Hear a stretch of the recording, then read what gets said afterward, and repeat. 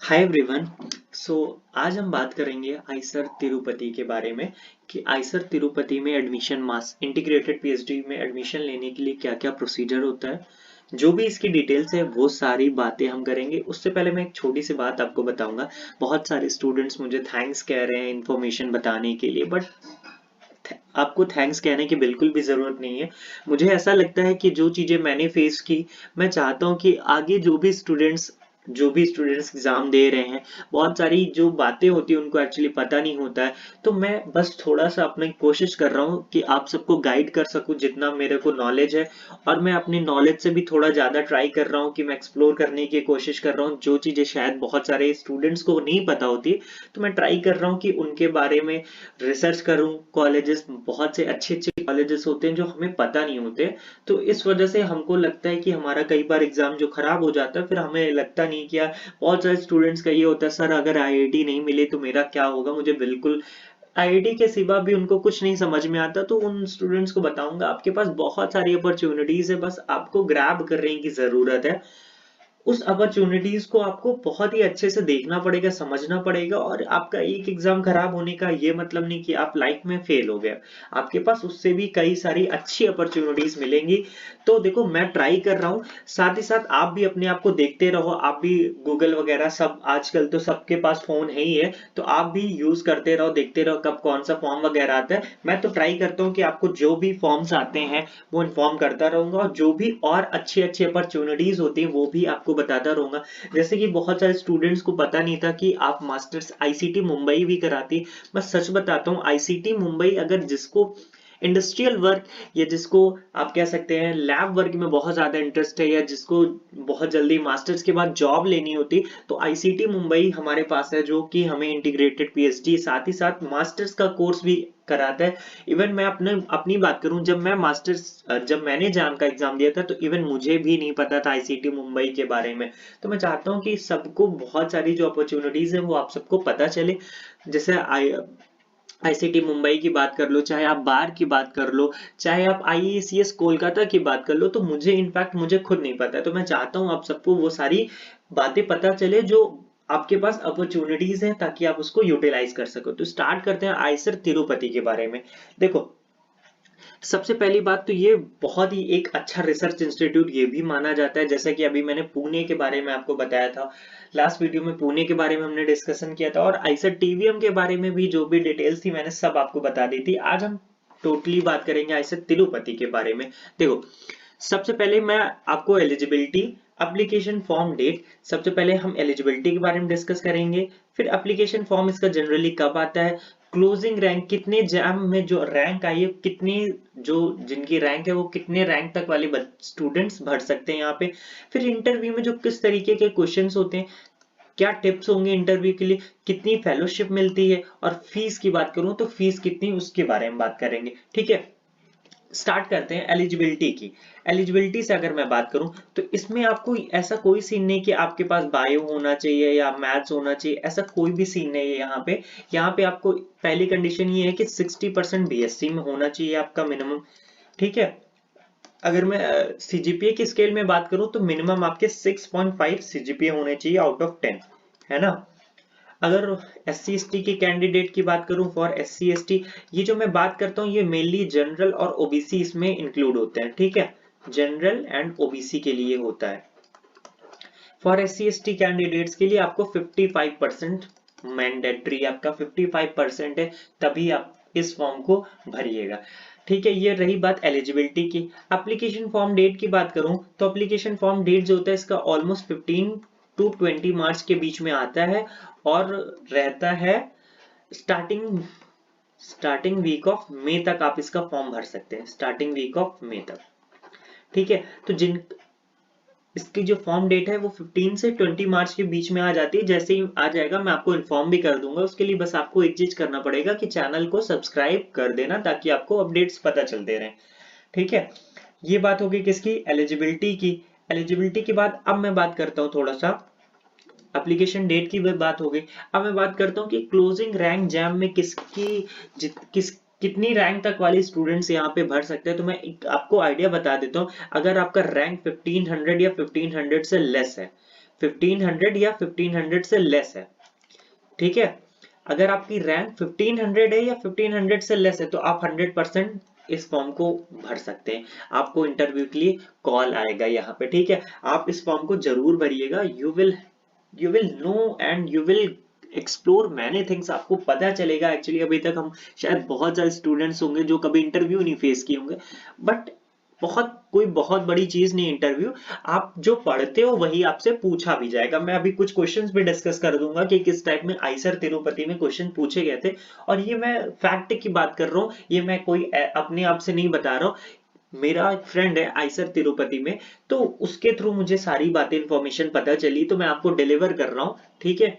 ये बात हो गई किसकी, कि 1500 रैंक अगर आपका है तो 1500 रैंक तक के स्टूडेंट्स के अंदर जो 1500 रैंक के जो बिलोंग करते हैं वो स्टूडेंट्स इस फॉर्म को जरूर भरिए, आपको इंटरव्यू के लिए कॉल आ सकता है। अब बात करूं, मान लीजिए आपने फॉर्म भर दिया, फॉर्म भरने के बाद क्या होता है, आपको इंटरव्यू के लिए कॉल आता है, ठीक है। इंटरव्यू के लिए जब आप वहां पे, आपको बेसिकली आपको कैंपस जाना पड़ेगा। कहाँ जाना पड़ेगा, कैंपस आपको जाना पड़ेगा।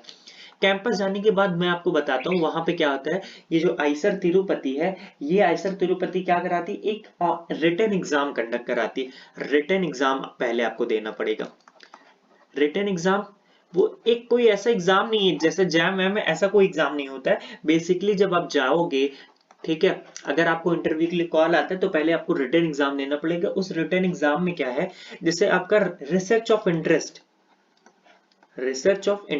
जिस भी फील्ड में आपका इंटरेस्ट है उसमें आपको कोई भी एक क्या करना पड़ेगा, ऐसे जैसे हम जनरली ऐसे लिखते हैं, तो उस फील्ड में आपको एक आर्टिकल टाइप का कुछ लिखना पड़ेगा। मिनिमम आपके जो वर्ड्स होते हैं, टू 250 टू 400 वर्ड्स का आपको एक ऐसे टाइप का हम कह सकते हैं, लिख सकते हैं, या आर्टिकल लिख सकते हैं जिस भी फील्ड में आपका इंटरेस्ट। सपोज अगर मेरा इंटरेस्ट है ऑर्गेनिक केमिस्ट्री में, अगर मैं ऑर्गेनिक केमिस्ट्री में मुझे क्या अच्छा लगता है, मुझे ग्रिग्नार्ड रिएजेंट के बारे में बहुत अच्छा टॉपिक लगता है, उसके बारे में मुझे रिसर्च करने में इंटरेस्ट है। मैं चाहता हूं कि ग्रिग्नार्ड रिएजेंट के बारे में और कुछ एक्सप्लोर किया जाए, मैं बहुत सारी नॉलेज उसके बारे में पढ़ा लिखा। तो अगर उसके बारे में आपको जो भी जानकारी है, जो भी इंफॉर्मेशन पता है, आप उसमें क्या कर सकते हो फर्दर, तो वो जो रिसर्च ऑफ इंटरेस्ट आपका एक टॉपिक है, तो वहां पे आपको एक क्या मिला, आपको वहां पे रिटन एग्जाम देना पड़ेगा, आपको उसमें लिखना पड़ेगा।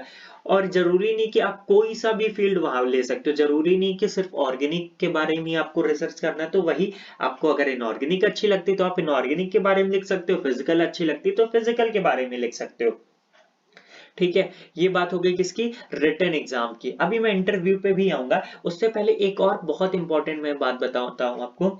अगर आपने यहाँ पे देखो, बेसिकली कोर्स किसका है, इंटीग्रेटेड पीएचडी का। लेकिन इंटीग्रेटेड पीएचडी में होता क्या है, पहले तो आपको 2 साल जो होती है मास्टर्स की पढ़ाई होती है। जिस तरीके से मास्टर्स में कोर्स होता है, जो भी सिलेबस होता है, तो पहले उसी हिसाब से चलता है। तो इंटीग्रेटेड पीएचडी में आपने अगर मास्टर्स कर लिया, आपने इंटीग्रेटेड पीएचडी का कोर्स में एलिजिबल आप हो गए, उसके बाद 2 साल जैसे ही आपके कंप्लीट हो गए, तो किसी ने सोचा कि मैं 2 साल बाद आईसर छोड़ देता हूँ, तब उसके बाद आप आईसर नहीं छोड़ सकते हो। आईसर नहीं छोड़ सकते हो, क्यों, क्योंकि आपने इंटीग्रेटेड पीएचडी कोर्स ले लिया है, तो आपको पूरा पीएचडी तक कंप्लीट करना पड़ेगा। अब ये हो सकता है कि अगर आपको छोड़ना है तो आप छोड़ सकते हो 2 साल बाद भी, लेकिन फिर आपको मास्टर्स की डिग्री नहीं मिलेगी। अगर आपको मास्टर की डिग्री भी चाहिए तो आपको क्या करना पड़ेगा, इंटीग्रेटेड पीएचडी पूरा मास्टर्स प्लस पीएचडी आपको कंप्लीट करना पड़ेगा।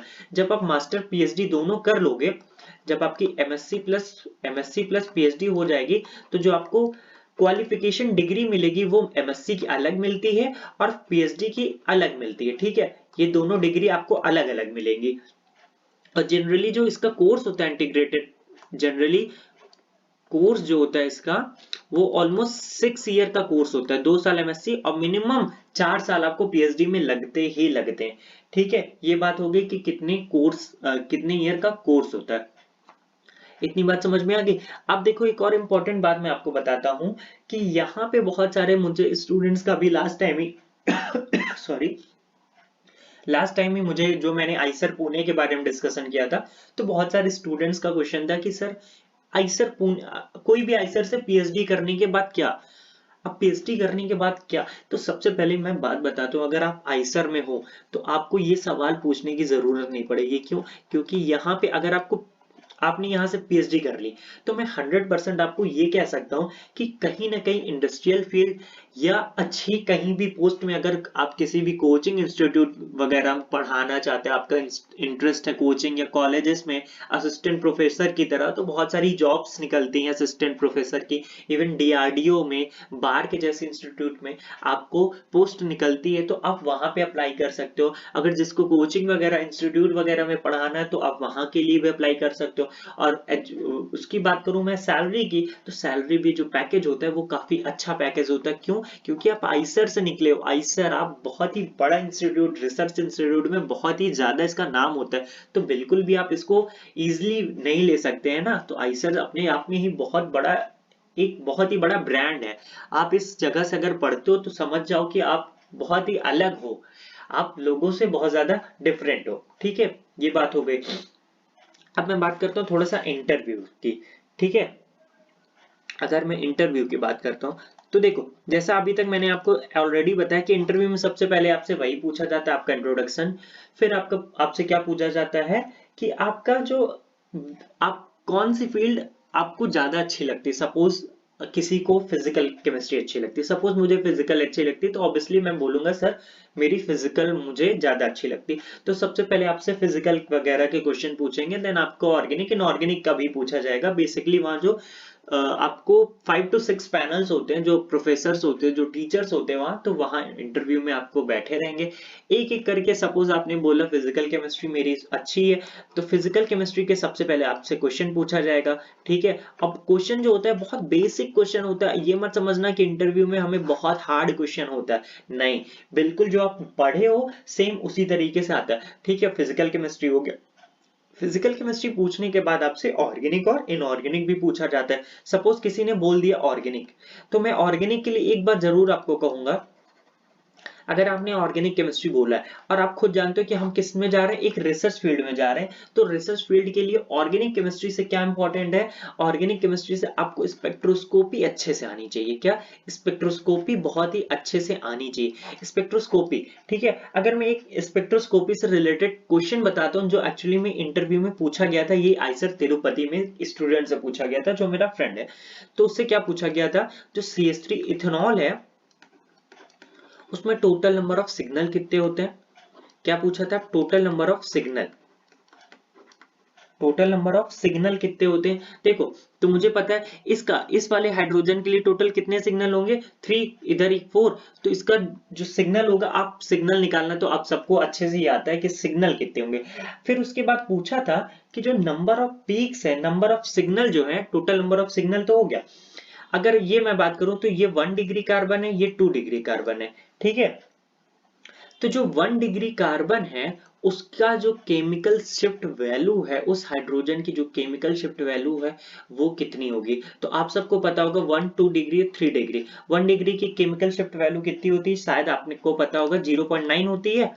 ठीक है, 2 डिग्री की अगर मैं बात करूं तो 1.3 होती है, और 3 डिग्री की बात करूं तो कितनी होती है, 1.7। तो जो यहाँ ये वाला हाइड्रोजन है तो इसकी केमिकल शिफ्ट वैल्यू कितनी होगी, 0.9। इस वाले की कितनी हुई, 2 डिग्री की। 2 डिग्री की आपकी बोल दोगे 1.3, तो बिल्कुल भी गलत हो जाएगा। क्यों? क्योंकि 2 डिग्री जब भी अगर किसी भी हेट्रो एटम के किसी भी इलेक्ट्रोनेगेटिव एटम से जुड़ा होता है, तो उसमें क्या होता है कि उसका जो केमिकल शिफ्ट वैल्यू होता है वो किससे, 2 से क्या करता है, इंक्रीज कर जाता है। तो इसकी जो केमिकल शिफ्ट की वैल्यू होगी वो कितनी पे लाई करेगी, 3.3 पे इसकी वैल्यू लाई करेगी। ठीक है, तो इस तरीके से आपका क्वेश्चन पूछा जा सकता है। ठीक, ये बात हो गई एक ऑर्गेनिक केमिस्ट्री में जनरल स्पेक्ट्रोस्कोपी से रिलेटेड प्रॉब्लम। और मैं अगर बात करूं तो एक क्वेश्चन ये पूछा गया था IR स्पेक्ट्रोस्कोपी से, IR स्पेक्ट्रोस्कोपी से बहुत ही जो आपने पढ़ा है उसी टाइप का क्वेश्चन था। आपको वहां पे आपको क्या मिलता है, बोर्ड भी मिलता है, आपको वहां पे खुद से लिखना भी पड़ता है। तो जनरली एक क्वेश्चन ये था कि CH3CO OCH3 और CH3 C double bond NH NH2। तो आपसे यहाँ पे ये पूछा गया था, ये सेम एग्जैक्ट क्वेश्चन ये था इंटरव्यू में कि यहाँ पे जो CO की स्ट्रेचिंग फ्रीक्वेंसी है वो A B C, suppose that ये ए है, ये बी है, ये सी है, तो किसमें ज्यादा होगी? तो हम सबको बहुत ही अच्छे से पता है, यहाँ पे नाइट्रोजन लोन पेयर प्रेजेंट है, यहाँ पे भी प्रेजेंट है। ये लोन पेयर किस में इन्वॉल्व होंगे? रेजोनेंस में। यहाँ का भी लोन पेयर रेजोनेंस में इन्वॉल्व होगा। तो यहाँ पे देखो ये जो है कार्बन डबल बॉन्ड ऑक्सीजन क्या किस में कन्वर्ट हो रहा है? कार्बन सिंगल डबल बॉन्ड से सिंगल बॉन्ड में कन्वर्ट हो रहा है। इट मींस दैट कि यहाँ पे क्या हो जा रहा है, जो बॉन्ड स्ट्रेंथ है वो वीक हो जाएगी। यहाँ पे ए वाली कंडीशन में ऐसा कुछ भी नहीं, तो सबसे ज्यादा जो आईआर फ्रीक्वेंसी होगी वो ए की ज्यादा होगी।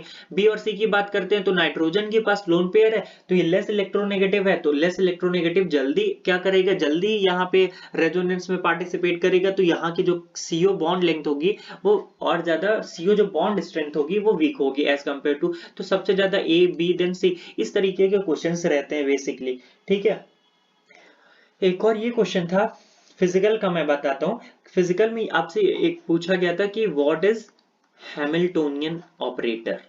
हैमिल्टोनियन ऑपरेटर क्या होता है और कहाँ कहाँ उसको हम अप्लाई कर सकते हैं? व्हाट इज हैमिल्टोनियन ऑपरेटर और उसको हम कहाँ कहाँ अप्लाई कर सकते हैं? तो ये जो भी बच्चे सब हम क्वांटम में पढ़ते हैं, हैमिल्टोनियन ऑपरेटर क्या होता है? Generally kinetic energy plus potential energy का सम होता है। तो ये क्वेश्चन था। ठीक है, अगर मैं और कोई क्वेश्चन की बात करूं तो हाँ, एक क्वेश्चन ये पूछा गया था, ये है साइक्लोहेक्सेन और ये है बेंजीन, इन दोनों में कौन सा फॉर्म ज्यादा स्टेबल होता है? साइक्लोहेक्सेन और बेंजीन में तो हम सबको पता है बेंजीन में क्या है, रेजोनेंस है, रेजोनेंस की वजह से ये ज्यादा स्टेबल होता है। ठीक है, स्टेबिलिटी ऑर्डर। और साइक्लोहेक्सेन में एक और ये क्वेश्चन था कि साइक्लोहेक्सेन में जो साइक्लोहेक्सेन होता है वो कई सारे फॉर्म्स में एग्जिस्ट करता है। तो जो डिफरेंट डिफरेंट फॉर्म्स होती हैं उनमें से कौन सा फॉर्म ज्यादा स्टेबल होता है? तो सबसे ज्यादा आप सबने पढ़ा होगा, सबसे ज्यादा जो स्टेबल होता है वो चेयर फॉर्म होता है, फिर होता है बोट, फिर ट्विस्टेड बोट, फिर होता है हाफ चेयर। तो इस तरीके के क्वेश्चंस आपसे जो पढ़ा है आपने वही ही पूछा जाएगा आपसे। ठीक है, ये बात हो गई इंटरव्यू क्वेश्चन की। उसके बाद मैं थोड़ी सी बात करता हूँ फेलोशिप की। देखो फेलोशिप की अगर मैं बात करूं तो स्टार्टिंग 2 इयर्स जो होंगे स्टार्टिंग 2 इयर्स में आपको जो फेलोशिप मिलेगी वो अराउंड मिलेगी 15 to 20,000। जैसे ही अप टू आपका मास्टर्स कंप्लीट हो जाता है तो आपकी फेलोशिप भी क्या होती है, फिर इंक्रीज हो जाती है। तो ये रही बात किसकी, फेलोशिप की। और यहाँ पे आइसर में अगर मैं फीस की बात करूं तो फीस बहुत ही ज्यादा कम होती है। फीस की तो आप टेंशन मत ही लो, क्योंकि आप अपने फेलोशिप से आप दे दोगे, आपको इतनी ज्यादा कोई फीस की बात नहीं रहेगी। ठीक है, जॉब्स की भी मैंने आपको बातें कर दी कि जॉब्स क्या क्या आपके पास अपॉर्चुनिटीज क्या हैं। तो आई थिंक इतना सब सफिशिएंट होगा, जैसे ही फॉर्म आता है इसका मैं आपको बता दूंगा। उसके लिए बस आपको जो मैंने बोला है आप चैनल को सब्सक्राइब कर दीजिएगा। ठीक है, और तो आई थिंक जितनी इंफॉर्मेशन थी सारी मैंने आपको दे दी, इंटरव्यू रिलेटेड क्वेश्चन दे दिया। ठीक है, इंटरव्यू में ये आपको एक टिप्स है कि ये कि आपको बहुत ज्यादा कॉन्फिडेंट रहना है। जो भी आप कोई आंसर दे रहे हो आपको एकदम सिस्टमैटिकली देना है। आपको जो आप तुरंत, आपसे कोई क्वेश्चन पूछा गया तो आपको 30 सेकंड आप सोच लो मन में, उसके बाद आंसर दो, बट एकदम सिस्टमैटिकली आपको क्वेश्चन का आंसर देना। आई होप सारी इंफॉर्मेशन आपको मिल गई होगी। इवन किसी और को कुछ भी पूछना होगा तो आप पूछ सकते हो मुझे कमेंट सेक्शन में भी। व्हाट्सएप ग्रुप का लिंक भी डिस्क्रिप्शन में आपको मिल जाएगा। लास्ट वीडियो में अगर आप देखा होगा आपने तो आइसर टीवीएम का एक स्टूडेंट था जिसने आपको बताया था कि किस तरीके का इंटरव्यू, वो आइसर टीवीएम से इंटीग्रेटेड पीएचडी कर ही रहा है। तो आप वहां से अगर आपको आइसर टीवीएम के बारे में कुछ जानना होगा तो डिस्क्रिप्शन में उसका भी मैं लिंक दे दूंगा, आप वहां से जाके देख सकते हो। ठीक है, तो thank you so much for watching the video.